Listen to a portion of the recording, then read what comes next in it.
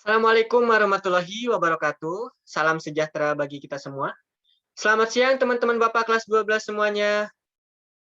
Bagaimana kabarnya pada siang hari ini? Baik, semoga semuanya tetap dalam keadaan sehat, kemudian tetap semangat menjalani kegiatan kita pada siang hari ini. Oke, teman-teman semuanya, pada pertemuan kali ini Bapak akan mencoba menjelaskan dan membahas tentang yang namanya self-understanding atau pemahaman diri sendiri. Nah, materi ini termasuk dalam bidang bimbingan, bidang sosial pribadi. Nah, tujuan yang diharapkan setelah teman-teman mengikuti bimbingan kali ini ada 4. Pertama, teman-teman mampu mengenali sampai mengerti akan kelebihan dan kekurangan diri masing-masing. Nah, kemudian ketika teman-teman sudah tahu kelebihan dan kekurangan, teman-teman diharapkan mampu mengasah kelebihan dan menerima kekurangan yang dimiliki oleh diri sendiri. Dan terakhir, teman-teman akan mampu nyaman dan percaya diri dengan diri teman-teman sendiri, sehingga teman-teman tidak perlu menjadi diri orang lain. Seperti itu ya. Oke, kita mulai saja. Apa keunikan saya? Teman-teman semuanya, meskipun kita satu dan yang lainnya memiliki persamaan yang banyak sekali, pasti ada satu hal yang unik. Satu hal yang unik antara diri kita dengan diri orang lain. Kenapa Pak kita itu bisa unik antara satu dengan yang lainnya? Nah, perlu teman-teman ketahui, yang namanya perkembangan diri pribadi itu dibentuk dari 2 faktor besar, yaitu faktor eksternal dan faktor internal. Faktor internal terdiri dari faktor-faktor genetika. Ya, teman-teman mungkin sudah mendapatkan materi ini di SMP. Nah, kita dibentuk dari struktur-struktur gen dari orang tua kita sebelumnya. Seperti itu. Kemudian ada faktor lingkungan atau eksternal. Nah, kita dibentuk oleh orang-orang yang ada di lingkungan sekitar kita. Nah, contohnya yang paling dekat, mulai dari orang tua yang mengasuh kita, kemudian dari saudara, dari teman, bahkan dari tokoh idola yang memotivasi dan menginspirasi kita sampai saat ini. Seperti itu. Oke. Teman-teman semuanya, untuk mengenali siapa sih diri kita sebenarnya itu, kita akan coba mulai dari 2 aspek ya. Ada 2 sisi koin antara kelebihan dan kekurangan. Nah,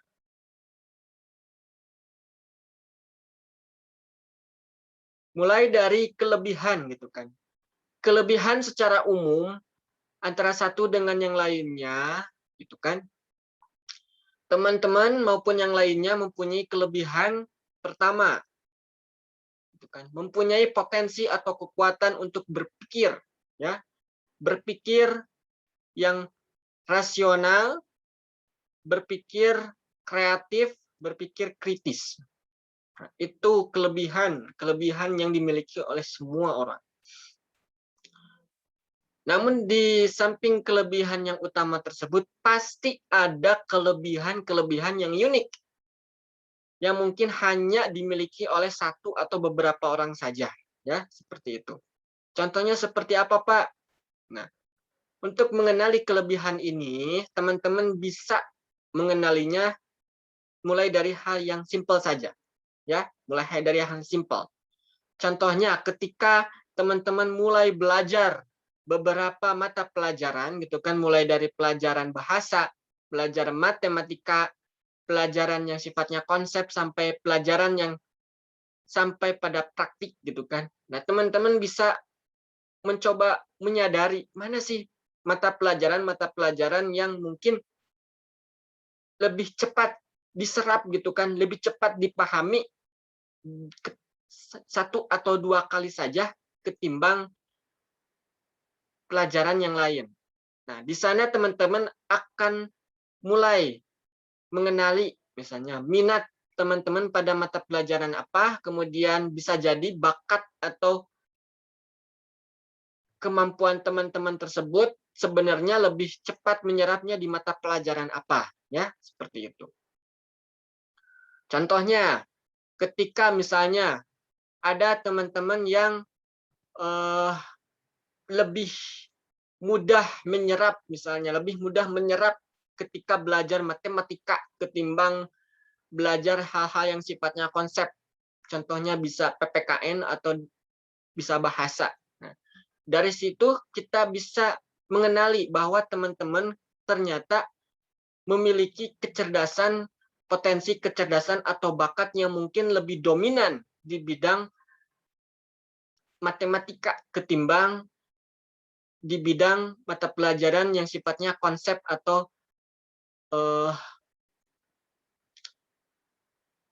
yang sifatnya lebih pada pengolahan kata dan bahasa, seperti itu ya. Nah, di samping adanya kelebihan, ada yang namanya kekurangan. Nah, teman-teman penting untuk kenal dengan kekurangan-kekurangan yang teman-teman miliki saat ini. Kenapa? Karena ada dua keuntungan ketika teman-teman kenal dengan kekurangan atau kelemahan yang dimiliki saat ini. Pertama, ada yang namanya keuntungan pribadi.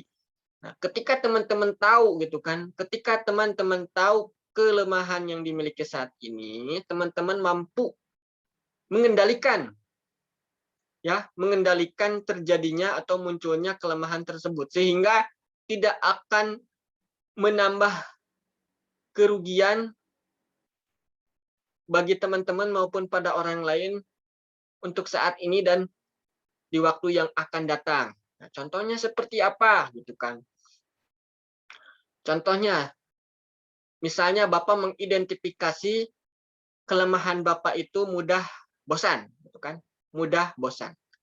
Nah, Bapak menyadari mudah merasa bosan ini merupakan kekurangan, gitu kan? Contohnya kekurangan yang Bapak miliki dan Bapak harus mengendalikan ini karena ketika Bapak dihadapkan pada pekerjaan-pekerjaan yang sifatnya rutin dan terus-menerus, nah Bapak harus terus memotivasi diri Bapak sekaligus mengendalikan rasa bosan tersebut. Karena ketika Bapak fokus pada kelemahan atau tidak maksimal mengendalikan rasa bosan ini, ya Bapak tidak akan menghasilkan satu kinerja yang bagus gitu kan ketika dihadapkan pada dunia kerja seperti itu. Nah, terakhir ketika teman-teman mampu mengenali kelebihan, mampu mengenali kekurangan, nah, teman-teman akan merasa nyaman dan percaya diri ketika berinteraksi dengan diri teman-teman sendiri, itu kan, ataupun berinteraksi dengan orang lain. Nah, kenapa? Karena teman-teman tidak perlu gitu kan, tidak perlu berharap untuk menuntut diri teman-teman seperti apa atau teman-teman mencoba untuk menjadi diri orang lain yang mungkin tidak diinginkannya. Teman-teman bisa lebih nyaman dengan diri sendiri dan lebih nyaman pula ketika berinteraksi dengan teman-teman yang lain. Seperti itu.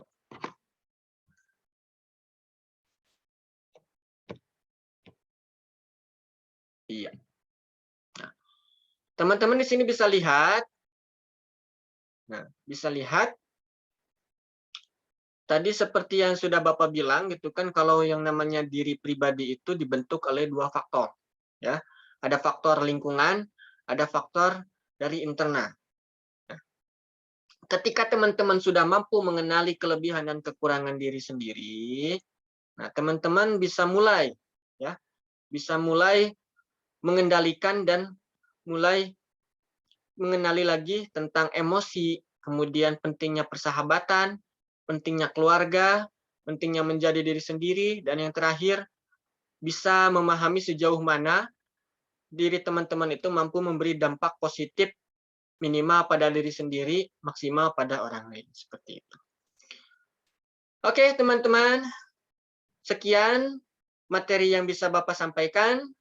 Terima kasih atas perhatian dan kerjasama dari teman-teman semuanya. Kita akan bertemu lagi di pertemuan yang akan datang. Oke, Bapak tutup. Wassalamualaikum warahmatullahi wabarakatuh.